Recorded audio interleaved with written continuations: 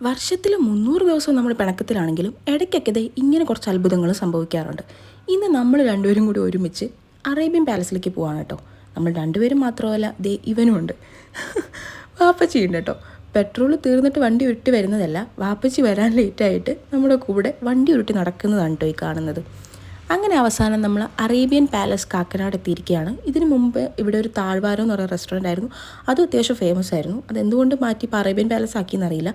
എന്തായാലും Arabian palace വന്ന സ്ഥിതിക്ക് ഇന്ന് അവിടെ പോകാൻ തീരുമാനിച്ച് നമ്മൾ എത്തിയിരിക്കുകയാണ്. പിന്നെ നോമ്പും കൂടി വരികയാണല്ലോ.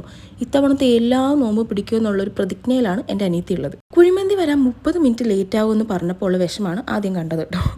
അത് കഴിഞ്ഞ് പിന്നെ വിചാരിച്ചു എന്തായാലും 30 മിനിറ്റ് കഴിഞ്ഞാലും മന്തി എത്തുമല്ലോ.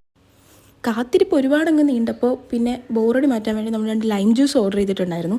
അത് കുടിച്ച് കഴിയുമ്പോഴെങ്കിലും മന്തി വരുമെന്നായിരുന്നു ഒരു പ്രതീക്ഷ. പക്ഷേ അത് കഴിഞ്ഞപ്പോൾ വന്നത് സൂപ്പാണ് കേട്ടോ. അപ്പോൾ നമുക്ക് ഏതാണ്ട് പിടികിട്ടി മന്തി ഉടനെ ഒന്നും വരാൻ ചാൻസ് ഇല്ല. നല്ല തിരക്കുണ്ടായിരുന്നു കേട്ടോ. കാരണം നമ്മൾ വന്നിട്ട് തന്നെ സീറ്റ് കിട്ടാൻ 10 മിനിറ്റ് അവിടെ വെയിറ്റ് ചെയ്യേണ്ടി വന്നു.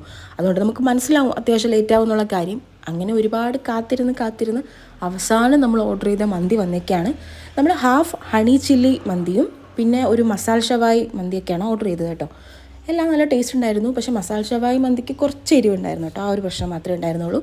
അങ്ങനെ പുറത്തിറങ്ങിയപ്പോൾ അവിടെ തന്നെ ഒരു ഐസ്ക്രീം വെൻഡിങ് മെഷീൻ വെച്ചിട്ടുണ്ട്. നമ്മൾ ജസ്റ്റ് നമുക്ക് വേണ്ട കാര്യങ്ങൾ ടൈപ്പ് ചെയ്ത് കൊടുത്താൽ മാത്രം മതി.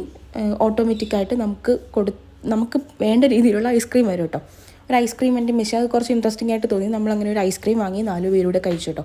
നല്ല ടേസ്റ്റായിരുന്നു. ഒരു 50 റുപ്പീസിനകത്താണ് ഈ ഐസ്ക്രീമിന് കോസ്റ്റ് ആയത്. പക്ഷേ നമ്മൾ നോർമലി കഴിക്കുന്ന ഐസ്ക്രീമൊന്നും പോലെയല്ല, നല്ല ടേസ്റ്റ് ഉണ്ടായിരുന്നു. പക്ഷേ ഇത് കഴിഞ്ഞിട്ട് ഒരു ട്വിസ്റ്റ് ഉണ്ട്. വീടെത്തിയപ്പോഴത്തേക്കും 2-3 പേർക്ക് പനിയൊക്കെ പിടിച്ചായിരുന്നു. കുഴപ്പമില്ല, പനിയല്ലേ, അതൊക്കെ വന്നിട്ടങ്ങ് പോകും. പിന്നെ ഇത് ചില്ലിട്ട് വെക്കേണ്ട ഒരു സന്ദർഭമാണ് കേട്ടോ. അങ്ങനെ എപ്പോഴൊന്നും സംഭവിക്കാത്തത്.